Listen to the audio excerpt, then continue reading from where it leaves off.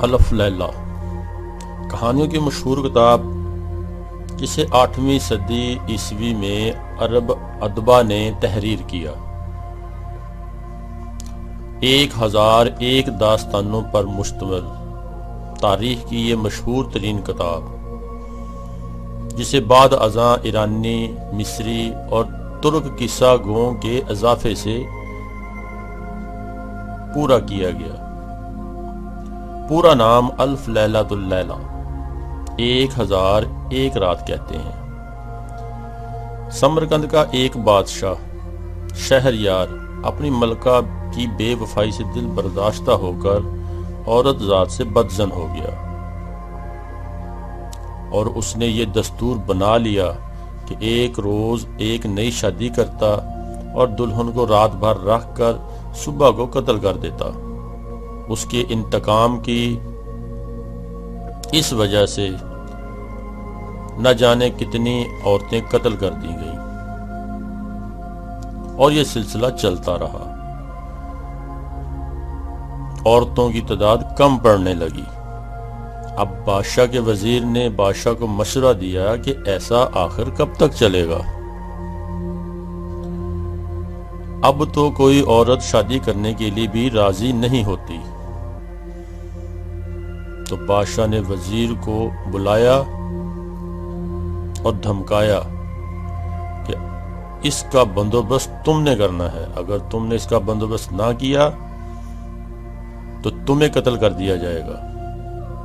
وزیر اسی پریشانی میں اپنے گھر گیا اور پریشان حال میں بیٹھا۔ اس کی لڑکی نے اس کو دیکھا، اور اس لڑکی نے وزیر کو ان عورتوں کے قتل اور عذاب سے نجات دلانے کا تہیہ کر لیا۔ اس کی لڑکی شہریار نے اپنے باپ کو بمشکل راضی کیا کہ وہ بادشاہ سے شادی کرے گی۔ بادشاہ شہریار قصوں کہانیوں کا بہت شوقین تھا۔ اس نے رات کے وقت بادشاہ کو ایک کہانی سنانا شروع کی۔ رات ختم ہو گئی مگر کہانی ختم نہ ہوئی۔ کہانی اتنی دلچسپ تھی کہ بادشاہ نے باقی حصہ سننے کی خاطر وزیر زادی کا قتل ملتوی کر دیا۔ دوسری رات اس نے وہی کہانی ختم کر کے ایک نئی کہانی شروع کر دی۔ جب کہانی کلائمیکس پر پہنچتی تو وہ اسے کل پر ملتوی کر دیتی۔ اسی طرح 1001 رات تک کہانیاں سناتی رہی، اور اس مدت میں اس کے 2 بچے ہو گئے، اور بادشاہ کی بدظنی جاتی رہی۔ الف لیلہ کی اکثر کہانیاں بابل، فونیشیا، مصر اور یونان کے قدیم لوگ داستانوں کو اپنا کر لکھی گئی ہیں، اور انہیں حضرت سلیمان علیہ السلام، ایرانی سلاطین، مسلمان خلفاء پر منطبق کیا گیا ہے۔ ان کا ماحول 8ویں صدی عیسوی کا ہے۔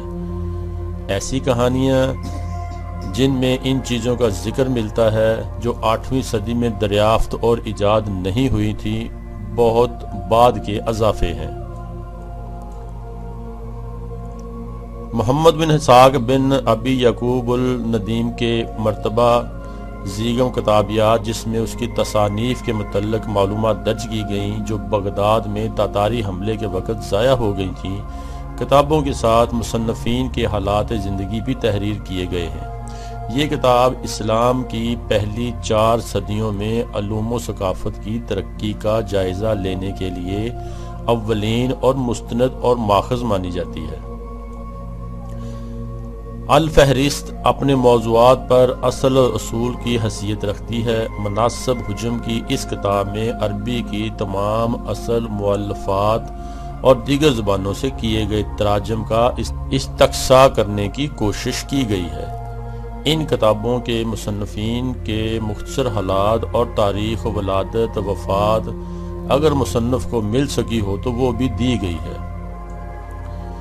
محمد بن اسحاق نے الفہرست میں کتابوں کی ایک کتاب 1000 افسانہ کا ذکر کیا جو بغداد میں لکھی گئی اور اس کی ایک کہانی بھی درج کی جو الف لیلہ کی پہلی کہانی ہے۔ اس سے ثابت ہوتا ہے کہ پہلے کتاب کا نام ہزار افسانہ تھا، نیز اس میں 1001 داستانیں نہ تھیں۔ بعد میں مختلف مقامات پر اس میں اضافے ہوئے اور کہانیوں کی تعداد 1001 کر کے اس کا نام الف لیلۃ اللیلہ رکھا گیا۔ یورپ میں سب سے پہلے ایک فرانسیسی ادیب اینٹونی گلائنڈ نے اس کا ترجمہ کیا۔ اس سے دوسری زبانوں میں تراجم ہوئے۔ اردو میں یہ کتاب انگریزی سے ترجمہ ہو کر آئی ہے۔ یہ تھی تاریخ کی سب سے زیادہ پڑھی جانے والی اور سب سے زیادہ مشہور کتاب الف لیلہ کی کہانی۔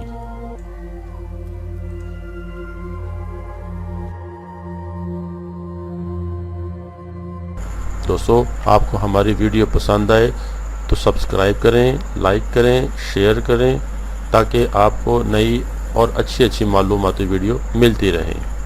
شکریہ۔ خدا حافظ۔